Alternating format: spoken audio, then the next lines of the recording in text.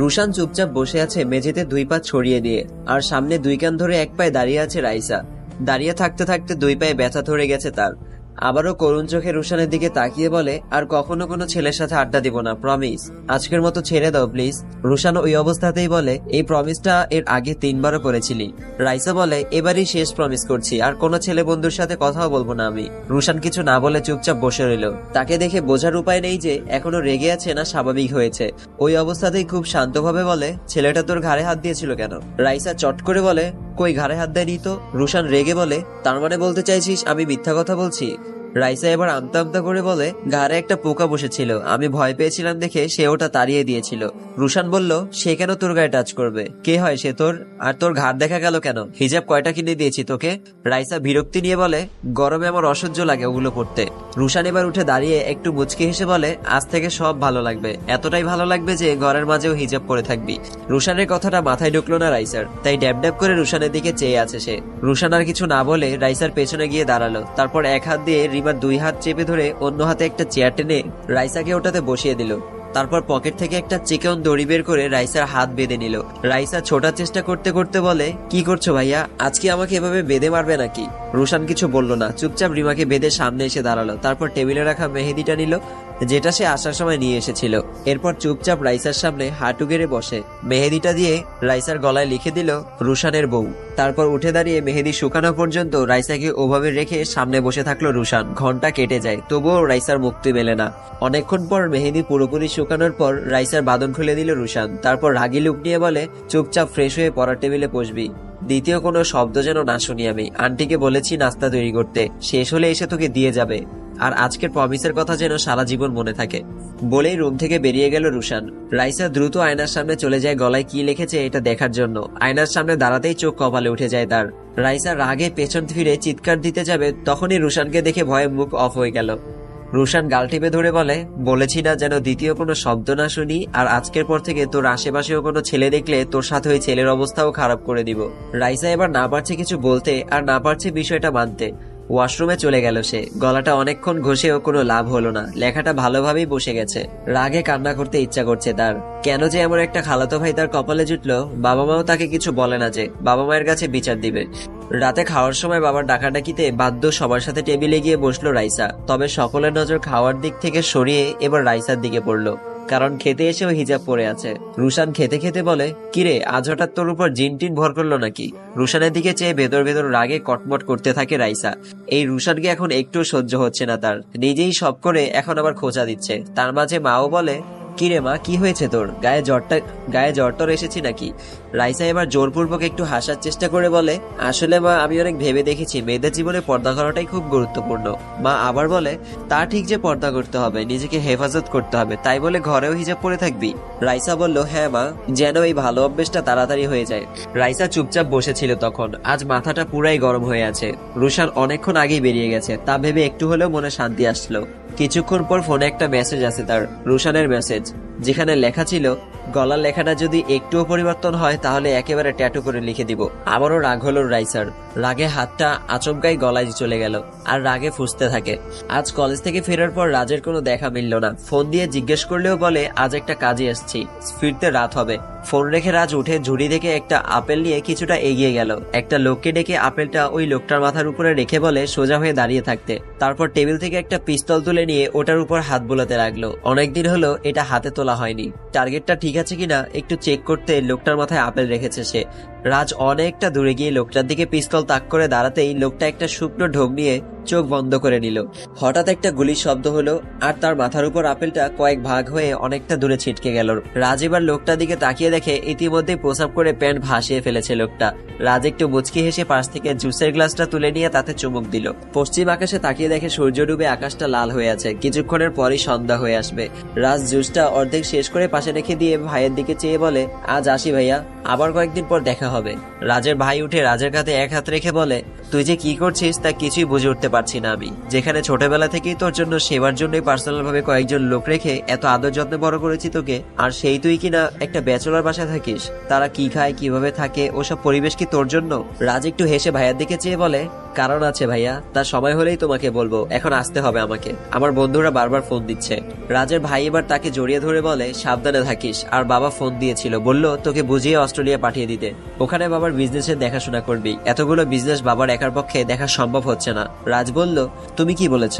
আমি বলেছি রাজ যেটা ভালো মনে করে। রাজ একটু হেসে বলল ওকে ভাইয়া, আসি। পরদিন কলেজ থেকে ফেরার পথে একটা মেয়ে এসে নিলয়ের পাশে দাঁড়ায়। মেয়ে দেখে নিলয় হাঁটার গতি বাড়িয়ে দিলে মেয়েটা দেখে বলে তোমার সাথে গুরুত্বপূর্ণ কিছু কথা আছে, বলেই আলাদা নিয়ে গিয়ে বলে তোমাদের একটা ফ্রেন্ড আছে না তুষার? নিলয় মাথা নেড়ে বলে হ্যাঁ। মেয়েটা একটা কাগজ বের করে বলে এটা গিয়ে তাকে দিবে। আমি দিইনি, আমার এক বান্ধবী পাঠিয়েছে, তুষারকে না দেখে তোমাকে দিলাম। নিলয় সেটা হাতে নিয়ে বলে আচ্ছা দিব। মেয়েটা এবার পাশে হাঁটতে হাঁটতে বলে আচ্ছা তুষার কলেজে আসে না কেন? নিলয় বলে ও একটা রেস্টুরেন্টে জব করে, তাই প্রতিদিন আসতে পারে না, তবে আজ আসেনি একটা কারণ আছে। মেয়েটা উৎসাহ নিয়ে জানতে চাইলো কি কারণ। নিলয় এবার চুপ করে গিয়ে বলে না, সেটা কাউকে বলতে নিষেধ করেছে, ওটা মেয়ে ঘটিত ব্যাপার। মেয়েটা এবার দাঁড়িয়ে বলল মেয়ে ঘটিত ব্যাপার মানে? আমি যতদূর জানি তুষার তো খুব ভদ্র একটা ছেলে। নিলয় এবার হেসে দিয়ে বলে প্রচুর ভদ্র, পরশু একটা মেয়ের কাছে গিয়ে বিটলামি করলে পরে ওই মেয়ের বয়ফ্রেন্ড তাকে সেই লেভেলে একটা মাইট দিল, একবারে গতকাল থেকেই বিছানায় পড়ে আছে। আর শোনো, তুমি আবার এসব কাউকে বলবে না। মেয়েটা এবার দাঁড়িয়ে গিয়ে বলে তুষার আসলেই এমন, অথচ আমার বান্ধবী তাকে কত ভালোভাবে এই চিঠিটা দিয়েছিল। বলেই নিলয়ের কাছ থেকে ছোমেনের চিঠিটা নিয়ে নিল মেয়েটা। নিলয় অবাক হয়ে বলে তুষারকে দিতে হবে না এটা? মেয়েটা ওটা ছিঁড়ে ফেলে বলে লাগবে না, ওর মতো একটা লুচ্চা ছেলের কাছে কেন জেনে শুনে আমার বান্ধবীকে তুলে দিব? ফোনের শব্দে ঘুম ভাঙে রুশানের। ঘুমো ঘুমো চোখে উঠে চোখ কচলাতে কচলাতে ভালো করে তাকিয়ে দেখে আরিশা আন্টির ফোন। ফোন রিসিভ করে রুশান বলে আসসালামু আলাইকুম আন্টি। আরিশা আন্টি ওপাশ থেকে সালামের উত্তর নিয়ে বলে রাইসাকে কি বলেছিলে গতকাল? হঠাৎ করে ও এত ভদ্র হয়ে গেছে কিভাবে? ঘুম কাতুর চোখেও হাসি আসলো রুশানের। হাসি থামিয়ে রেখে আন্টিকে বলে কই কিছু তো করিনি আন্টি, ওকে শুধু একটু বোঝালাম যে এসব ভালো না, ঠিকঠাক ভাবে চলতে, এই আর কি। আরিশা আন্টি একটু ভেবে বলল কিন্তু আমার তো মনে হচ্ছে না ওর মতো মেয়েকে কিছু বুঝিয়ে লাভ হবে বলে। তুমি নিশ্চয়ই কোনো পানিশমেন্ট দিয়েছো বা কোনো প্যাচের মধ্যে ফেলেছো, না হলে ওর মতো মেয়ে এত সহজে সোজা হওয়ার কথা না। রুশান একটু হেসে বলে সে কোথায় আন্টি? উঠে পড়তে বসেছে এখন। রুশান বলল আচ্ছা পড়ুক, তাকে কিছু জিজ্ঞেস করার দরকার নেই। খেয়েছে কিছু? আরিশা আন্টি বলল না, এখন নাস্তা তৈরি শেষ হয়নি। রুশান বলল আচ্ছা। কিছুক্ষণ পর ভার্সিটি যাওয়ার জন্য রেডি হচ্ছে সবাই। নিবিড় রেডি হয়ে রাজের রুমে এসে বসলো, মুখে হাসি নিয়ে বলে ইদানিং দেখি অরিনের সাথে খুব ভাব জমেছে তোমার, দুজন দুজনকে ছাড়া কিছুই বোঝোই না, লুকিয়ে প্রেম করছো নাকি দুজন? নিবিড়ের কথায় লজ্জা মাখার মুখে রাজ বলে আরে ওসব কিছু না, আমরা জাস্ট ফ্রেন্ড। থাক ভাই, আমার কাছে অন্তত মিথ্যা বলতে হবে না, মেয়ে ফ্রেন্ড তো আমাদেরও আছে, কই আমরা তো এমন একটার সাথে আরেকটার আটার মতো লেগে থাকি না। রাজ এবার উত্তর দেওয়ার মতো কিছুই খুঁজে পেল না। রাজের নীরবতা দেখে নিবিড় আবার বলে আচ্ছা অরিন মেয়েটা তো অনেক ভাবলি ছিল, তাকে কিভাবে পটিয়ে নিলে ভাই? রাজ এবার দুই হাত কোমরে রেখে হেসে বলে আরে ভাই পটালাম কই, আর আমার মতো এমন খ্যাত টাইপের ছেলেকে কি কোনো মেয়ে পছন্দ করবে বলো? নিবিড় উঠে দাঁড়িয়ে বলে শোনো, কিছু ভালোবাসার দিক দেখে হয় না, হঠাৎই হয়ে যায়, আর মনে হয় ওই মেয়েও তোমার উপর ফিদা, তাই এমন লেগে থাকে সারাক্ষণ। তুমিও ঝুলে পড়ো, দেখবে জীবনটা রঙিন হয়ে উঠবে। রাজ একটু লজ্জা পেলেও তা প্রকাশ করলো না। অন্যদিকে ফিরে জামা পড়তে পড়তে বলে ভাই বাদ দাও তো সব, দেরি হয়ে যাচ্ছে চলো। এদের ফ্রেন্ডস মহলের আড়ালেও আরেকটা গল্প আছে, ছেলে হারানো এক মায়ের গল্প, যে প্রতিবারের মতো আজও সেই ছোট্ট ছেলের ছবি বুকে নিয়ে কাঁদছে। আমরা রুমে এসে দেখে খাটের একপাশে বসে সেই ছোট্ট ফাহাদের ছবি বুকে নিয়ে কাঁদছে ফারহা। ছবিটায় কি সুন্দর হাসি মুখে দাঁড়িয়ে আছে সেই ছোট্ট ফাহাদ। 20 বছর হয়ে গেল আজ, তবুও সেদিনের পর আর একটা নজরের জন্য দেখেনি ছেলেকে। কারা নিয়ে গেছে বা কোথায় হারিয়ে গেছে তা কিছুই জানে না। থানা পুলিশ অনেক কিছু করেও খুঁজে পেল না তাদের ছেলেকে। সেই ঘটনার 20 বছর পার হয়ে গেল। হয়তো সেই ছোট্ট ফাহাদ আজ অনেক বড় হয়ে গেছে, নয়তো আকাশের তারা হয়ে গেছে অনেক আগেই। ফারহাকে দুই হাতে বুকের সাথে জড়িয়ে নিল আবরার।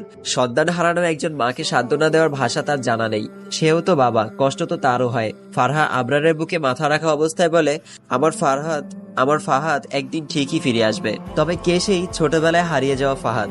রাজ, রুশান, নিবিড়, তুষার, নিলয় এদের ফ্রেন্ডস মহলেও কেউ নয় তো? নাকি সেও জড়িয়ে আছে নির্জনের সেই অন্ধকার জগতের মাঝে?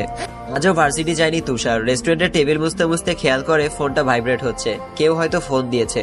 ম্যানেজারের থেকে একটু অনুমতি নিয়ে সাইডে গেল সে, দেখে বাড়ি থেকে ফোন। কল ব্যাক করলে তার ছোট বোন ফোন রিসিভ করে আর বলে মায়ের ওষুধ শেষ ভাইয়া, ওষুধ কিনতে হবে, তার জন্য কিছু টাকা লাগবে। মায়ের অনেক ওষুধ একসাথে কিনতে হয়, তাই টাকা পয়সাও কম লাগে না।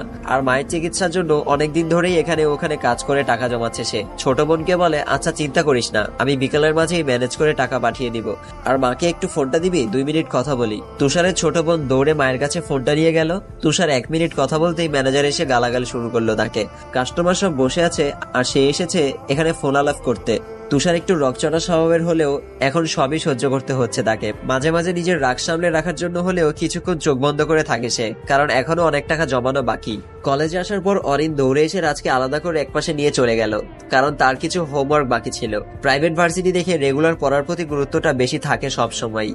রাজকে এভাবে নিয়ে যাওয়ায় নিবিড় চুপচাপ দাঁড়িয়ে একটু হেসে গুনগুন করে বলে, পিরিতি কাঁঠালের আটা, লাগলে পরে ছাড়ে না। তখনই নিলয় পেছন থেকে নিবিড়কে ডেকে বলে, দেখ ওই মেয়েটা গতকাল আমাকে চিঠি দিয়েছিল। নিবিড় হেসে বলে, তোর মতো আবুলকেও মেয়েরা চিঠি দেয়? বাহ, দারুণ তো। আরে আমার জন্য না, তুষারের জন্য দিয়েছিল। তুষারকে মনে হয় পছন্দ করে। নিবিড় হেসে বলে, আরে ভাই, এটা তো গুড নিউজ। ফেগানির সাথে রিলেশন করে যা তা অভ্যস্ত করেছিল এর আগে, এখন রিয়েল এটা জুটলেই হয়। নিলয় বলে, কিন্তু দোস্ত, আমি তো একটা আকাম করে ফেলেছিলাম তখন। নিবিড় বলল, কি? তুষার যে একটা মেয়ের সাথে টাঙ্কি মারতে গিয়ে মার খেয়ে এসেছিল, ওটা আমি ওই মেয়েকে বলে দিয়েছিলাম। এরপর সে আমার চিঠিটা নিয়ে নিল আর বলল, শালার লুচ্চার দল। নিবিড় এবার কোমরে হাত দিয়ে বলে, তুই শালার সবসময় তুষারকেই ভাস দিতে পারস। তুষার যদি কখনো এসব জানতে পারে তোর কপালে কি আছে তুই নিজেও জানিস না। তখন রাত্রিবেলা ওই দিন লোকগুলো ধরে আনার পর থেকে অত্যাচার করে চলেছে, কিন্তু এখনো মুখ খুলতে পারেনি তাদের। গা বেয়ে কয়েক ফোঁটা রক্ত গড়িয়ে মেঝেতে আছড়ে পড়লো, তবুও টু শব্দ করছে না তারা। রুশানও কম নয়।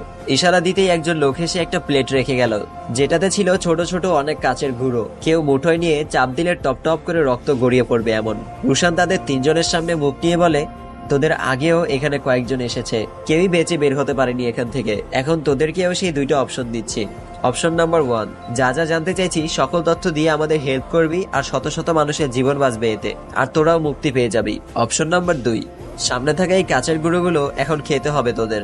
এগুলো খাবি আর মৃত্যুর যন্ত্রণায় কাতরাবি। এখন অপশন বেছে নেওয়া দায়িত্ব তোদের। 1 মিনিট সময় দিলাম তিনজনকে। 1 মিনিট পার হলো, 2 মিনিট পার হলো, 3 মিনিট পার হয়ে গেল, এখনো কেউই মুখ খোলেনি একটুও।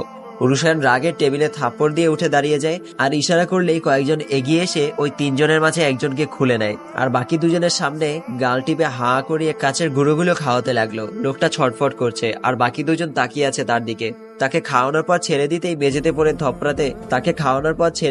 মেঝেতে পড়ে ধাপড়াতে লাগলো সে। গাল দিয়ে পাইপের মতো রক্ত বের হতে লাগলো, সেই রক্তে ফ্লোরে ভেসে তার লাল রং ধারণ করেছে। রুশান এবার বাকি দুইজনের দিকে তাকালে দেখে তারা এখনো নিশ্চুপ। রুশান কপালে হাত দিয়ে বলে, তোরা কি মাটির তৈরি ভাই? জীবন চলে যাচ্ছে তোদের, আর তোদের বসের তো এতে একটুও ক্ষতি হবে না। যা যাচ্ছে তোদেরই যাচ্ছে, তাহলে কেন ওর জন্য নিজেদেরকে এভাবে বলে দিচ্ছিস তোরা? আরে নিজের ভালো তো পাগলেও বুঝে, কিছুক্ষণ পর তো তোদেরও অবস্থাও এর মতোই হবে। ভয় করছে না একটুও? লোক দুটো এখনো চুপ করে বসে আছে পাথরের ন্যায়,